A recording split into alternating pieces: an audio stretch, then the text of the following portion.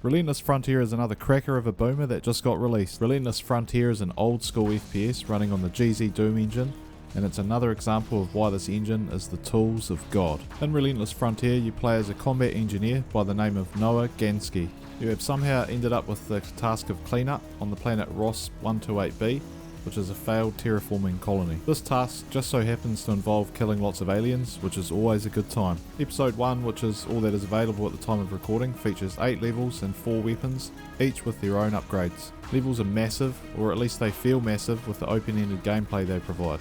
Yes, that's right, Relentless Frontier, while not being completely open world, does feature non-linear gameplay. You can choose to play the levels like any other game, or go off and explore, which will lead you to the same destination eventually. This level design really impressed me, as it really does feel like you're exploring Ross 128b rather than just ticking boxes. The levels themselves vary from wide open spaces with seemingly no end to tight interior sections with multiple paths through. Relentless Frontier features some of the most gorgeous visuals I've ever experienced with GZdoom, and that says a lot. GZdoom really is the engine that just keeps on giving. Player movement is A-class, the slides and jumping are perfect. They just instantly feel good, and you can traverse the levels exactly how you want to right off the bat. However, once you get the dash ability, the game completely changes. Dash combined with double jump and slide creates a simple and familiar character movement, while at the same time feeling better than any game I've played in a long time. Weapons. In Relentless Frontier you have access to an axe, pistol, shotgun and assault rifle, each with their own unique secondary ability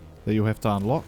The pistol here features a charge shot that breaks enemy armor, and it also just kicks ass. Enemies in episode 1 don't have too much variety in the first few levels, but in the second half of the game things get very interesting. There are plenty of different aliens to slaughter, each with their own nuances and weaknesses to exploit. Relentless Frontier does a really good job of making you feel powerful one minute, then completely overwhelming you the next. Sometimes in Relentless Frontier it's smarter to run and regroup than to fight, but this can also lead you to an even tougher fight. In Relentless Frontier Episode 1 there are boss fights, featuring quite a few different bosses. All the bosses were quite a challenge at first, but were very fun fights in the end. I'm not going to go into too much detail here because you've got to find out for yourself, but the devs have done a really good job, and I'm looking forward to episode 2 and beyond to see what crazy bosses they come up with next. I played through Relentless Frontier on medium difficulty and can say the game is still quite challenging, which I really appreciate as a player.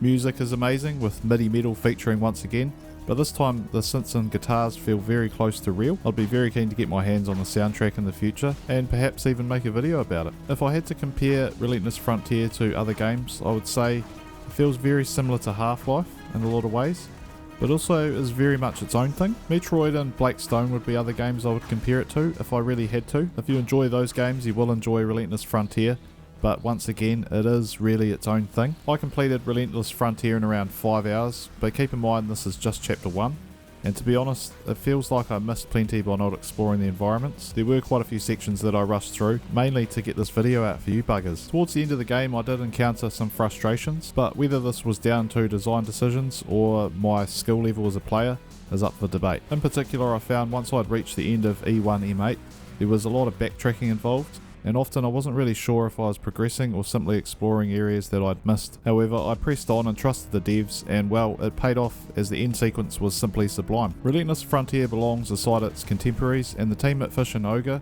should be proud. I really can't wait to play the next episode of Relentless Frontier and see this game progress. And the good news is, Relentless Frontier is currently available.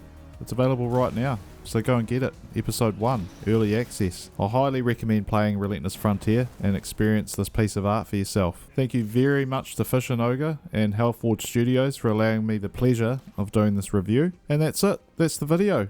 See you later. Have a nice life.